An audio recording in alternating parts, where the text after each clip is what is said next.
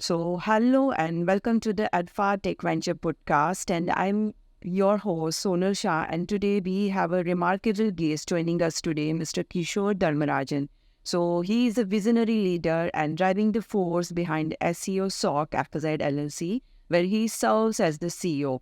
So, with a passion for innovation and keep eyes on the digital landscape, he has been set in the forefront of transforming businesses for the brave and new world where we find ourselves in. So, ladies and gentlemen, please join in me welcoming the brilliant mind behind the SEO SOUQ and the trailblazer in the him, SEO and digital marketing. So, thank you, sir, for joining us today. But before we dive into this fascinating world of SEO and the metaverse you are proceeding with, so introduce yourself in your words and give our listeners some insight into your role as a CEO.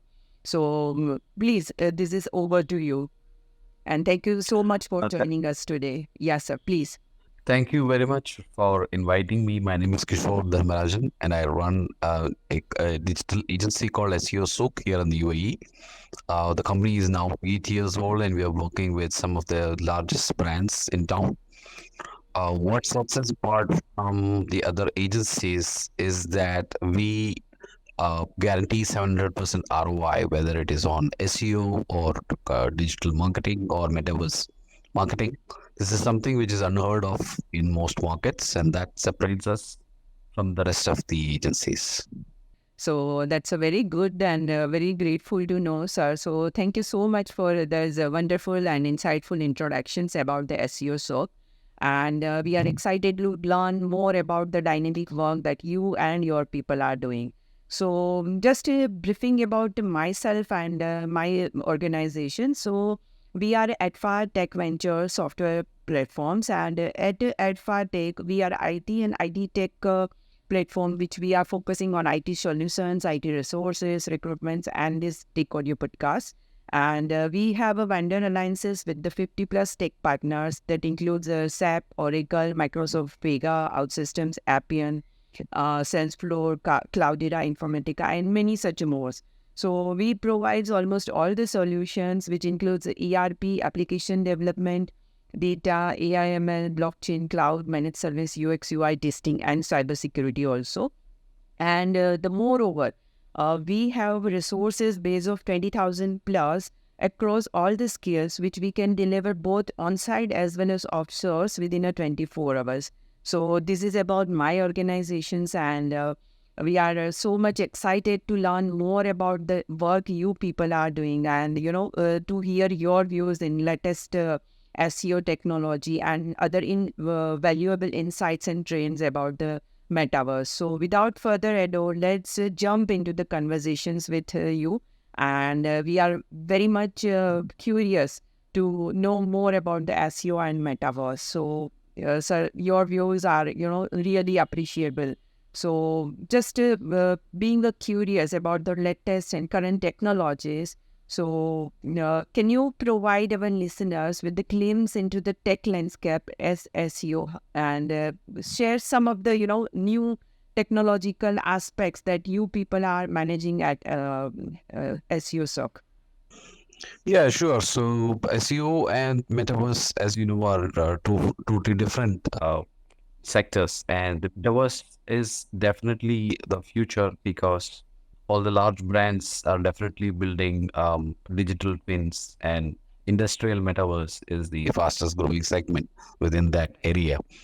So all large brands like Microsoft, Google, Oracle, they have all committed large budgets to building metaverses, and that is going to help brands in future. Now, as far as SEO is concerned, when people search for something on Google or Yahoo or Facebook or other channels, and they are looking for very specific information, that information can lead to a sale. So it's very powerful if you can be seen on the front page of these search engines. And because billions of searches are happening every day, it virtually means that if you can crack the SEO code, you are virtually guaranteed to get hundreds, if not thousands, of customers on a daily basis. And it all happens for free once the agency or the in-house team has set up your SEO structure in place, then everything happens kind of in an automated fashion. So that is a brief overview of both the metaverse and SEO. Sir. So, sir, like, I'm not that much, SEO involved persons or much aware of this technique. But as I know, nowadays, or if you say in a past or a future also, the content is often held as a king in the SEO world, right? So, how does this SEO SOC emphasize the importance of content quality is in the SEO strategy, and what role does it plays in achieving the long-term success for the clients? So can you just provide us brief about how you people are managing content? Yeah, sure. So it is right. Content is the key focus within SEO. Uh, And so before content creation, what needs to be done is you need to look at the market sophistication and understand where the brand stands in relation to its competition. So a SWOT analysis will quickly reveal the strengths of the brand, the weaknesses, and what the competition is doing, what keywords they are using, and what kind of keyword clusters should be useful for your own brand.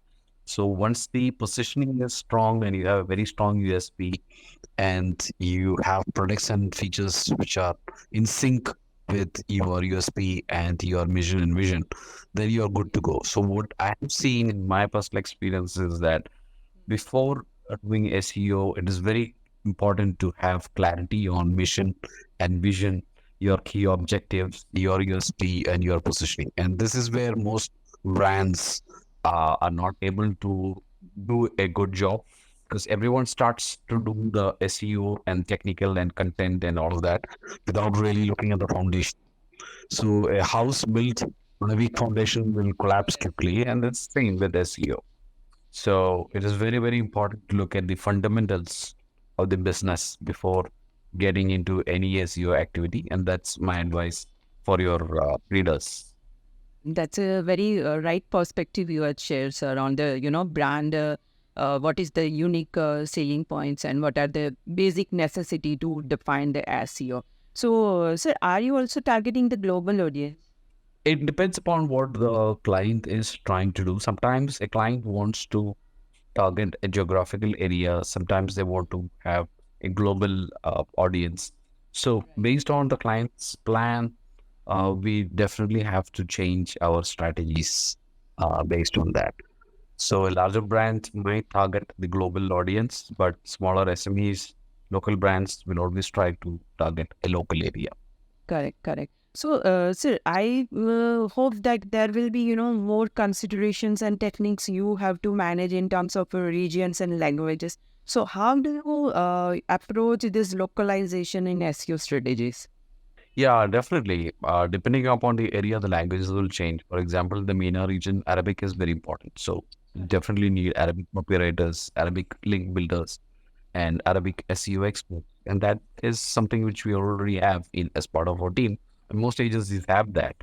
So that kind of talent is required for any SEO agency. And of course, you'll also be using tools, for example, Ahrefs, SEM, Rush, and Mongoose. So these are all tools which can help you to start off the SEO journey to understand where you stand because every site has a domain authority. And based on your domain authority, you can actually plan your link building and your content marketing. The domain authority is low, then you have to have strong foundation and strong content plan, a strong backlinking plan to improve your domain authority before moving to other aspects. That's a very good strategy few people are following. So, sir, like as you had said that you are, having a specific language master people or very skilled people to, identify the local areas of SEOs and languages and the regional related markets to capture. So, what are your, the requirements for the tech skills, or how do you prioritize the recruitment individuals to join the SEO team? So, what are the specific skill set you identify that can, give rise to your world, or what kind of people you people are hiring? Yeah, so as far as SEO is concerned, there are three major activities. One is a content activity, there is a technical activity, and there is link building. Now, for content activity, we do use tools like Keyword Insights, Search for Grammarly, and all of that. But at the end of the day, you need professional writers. And we recruit people from journalism background so that they have a more balanced view of the world and they have interviewed people and they can write long content and the content flows in a very good way. So we generally recruit people from journalism background for content and not look at people who are coming just from an SEO world, although they might also be good. So content writers from journalism background is our strategy. Secondly, coming to the technical part, we look at people who have worked with tools like Screaming Frog and Sitebulb and GHC. These are some of the tools which are used for technical SEO. So if anyone who has used this tool for 4 or 5 years has a good idea of the technical aspects of SEO, and it is more tool based than any other thing. So that is the technical part. And when it comes to link building, there are tools like Sourcey, BuzzStream, and Hunter. Um, so if someone comes to us and say we have used all three, we know that this person can be useful for us for link building. So that is our strategy to use people who have experience with certain tools because they will be able to help us grow faster. Yes. Full, you have identified for each and every areas wherever the key skills are required. So that's a great to know. So as I know, sir, metrics are also very crucial for evaluating the success of SEO efforts, right? So how do you measure the specific KPIs or metrics that you find particularly insightful for particular websites or particular brand? Yeah, that's a great question. And typically, there are a couple of tools which are useful for that. One is Google Analytics, as everyone knows. So you can set up dashboards, SEO dashboards inside Google Analytics, and that will track to a great extent. And then you have the search console, which also has a lot of data which can be gathered, which is not within Google Analytics. Some clients they use tools like WebTrends, for example, as a analytical platform which is used by banks, finance, and very secure industries. They use WebTrends. They don't use Google Analytics. So some enterprise clients tend to use WebTrends. So you can set up SEO dashboard over there, and that is how it is being tracked.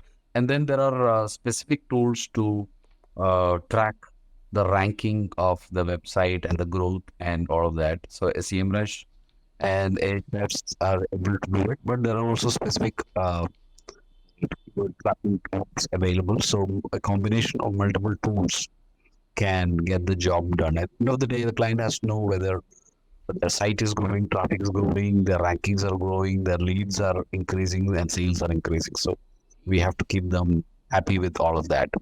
Yes, yes. So based on the customer requirements as well as based on, which areas to focus more, so it gives a good results.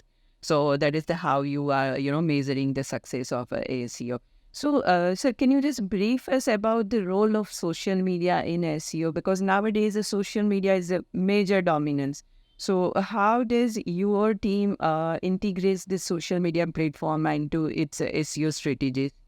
Yeah, that's a very important question. And social media is typically ignored by the search engines because their only powerful social media is YouTube, which is owned by them. So they typically tend to avoid social media traffic, and that does not add value directly to SEO. Having said that, what we've seen is that because we have large presence on LinkedIn and we have large Facebook group. In fact, we run the best group in the UAE called Digital Marketing Dubai. We have 110 members in that. So what we have noticed is that traffic coming from social media tends to be more sticky on the website, and people spend more time on the site to learn more about the brand if the content is strong on LinkedIn. And this directly impacts the bounce rate on the website. And as many people know, the bounce rate is directly correlated to your SEO rankings.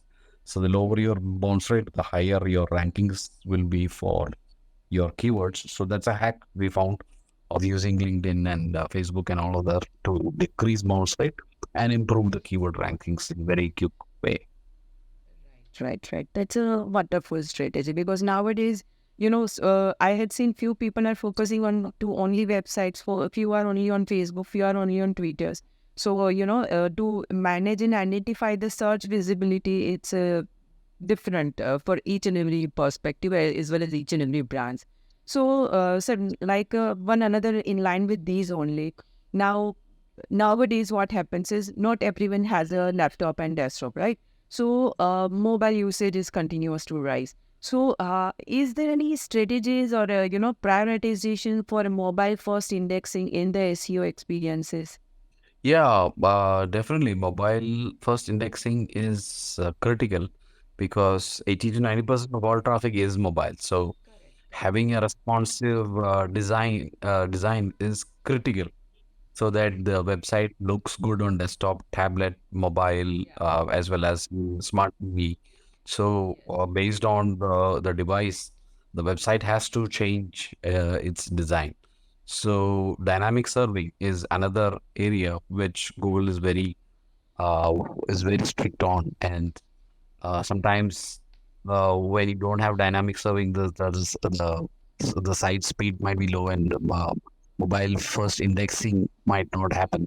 Luckily for many CMS platforms like WordPress, for example, you have plugins which really solve all these issues. But when you come to more complex platforms like say Laravel, you have slightly more, you need more complex solutions over there. But this is where companies like yours come into play, where you can help clients with mobile first indexing and all of that.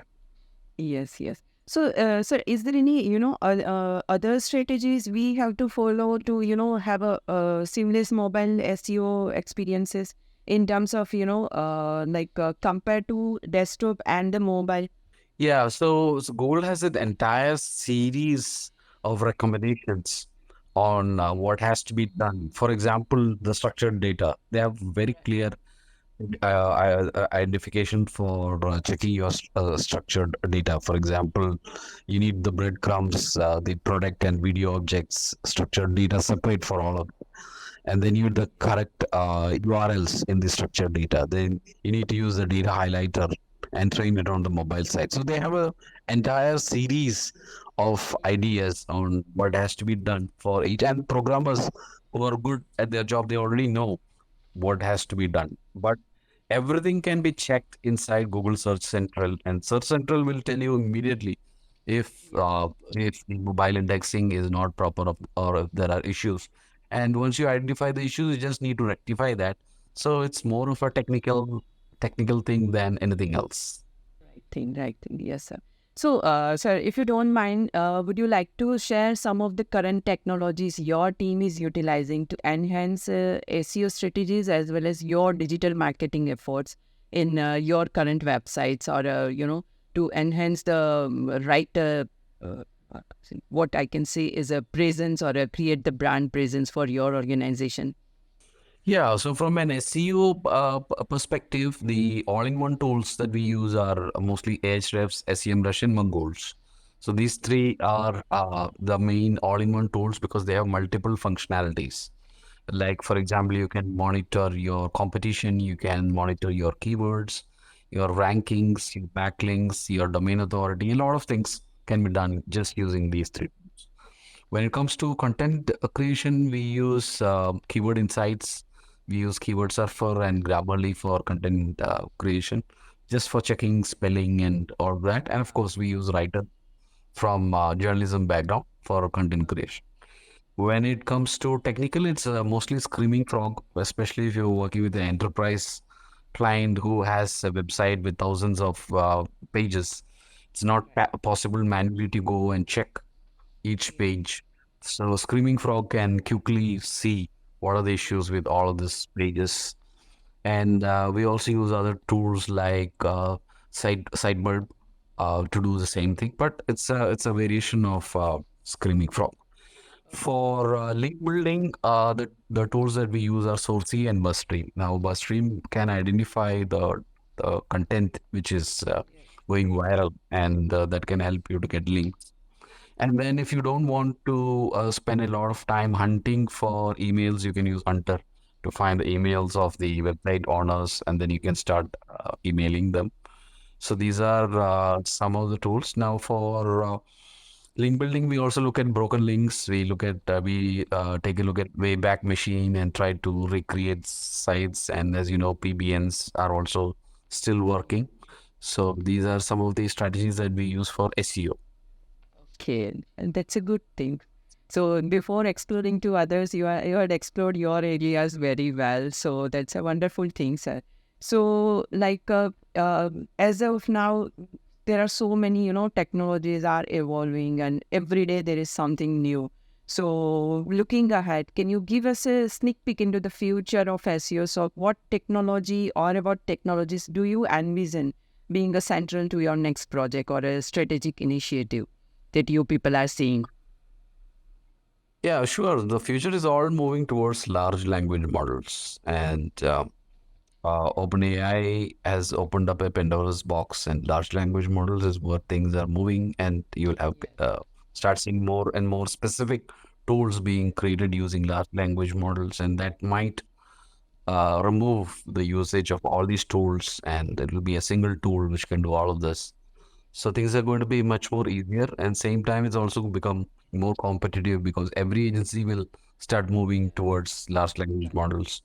And so competition will also increase, but it's fun because you can keep experimenting and learning new things and trying new things.